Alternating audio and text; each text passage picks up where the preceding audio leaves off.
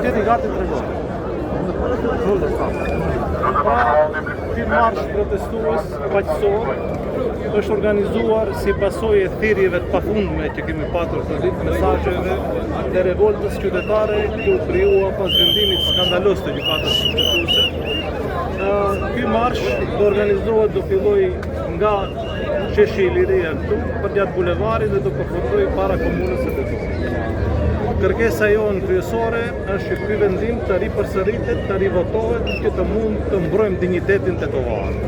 Komuna e Tetovës ka patur afat që të mund të përgjigjet, që të mund të reflektojë dhe nuk është përgjigjur në ofertën tonë për bashkëpunim, prandaj ne kemi qenë të detyruar që të thirrim këtë protestë qytetare.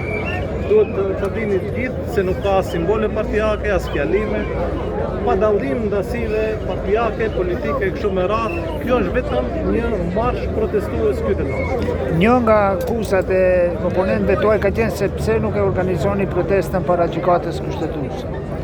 Po, gjykata kushtetuese e tha verdiktin e vet. Tani ky godallëk,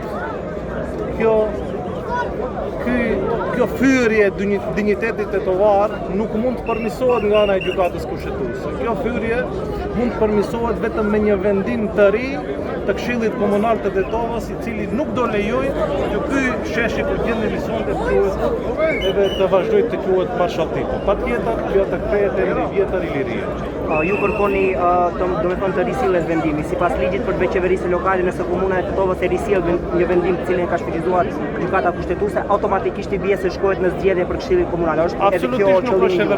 Absolutisht nuk është e vërtet, pasi nuk është patjetër që të cillit i njëjti vendim.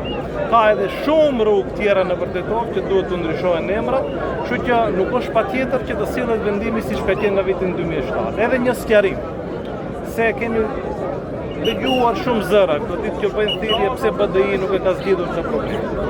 Vendimi i parë është sjellë në nëntor të vitit 2006.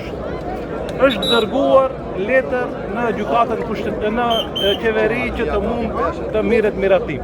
Është dërguar, është ripërsëritur kjo kërkesë me urgjencë në shkurt të vitit 2007. Pasi qeveria nuk është përgjigjur kërkesës së komunës, komuna e Tetovës e asoktoi Këshilli Komunal ka vendosur që ta rimiratojë me 24 prill të vitit 2007 dhe ky vendim është shpallur në fletorën zyrtare të asaj kohe. Me shpalljen e këtij vendimi në fletorën zyrtare përfundon procedura e miratimit të atij vendimi.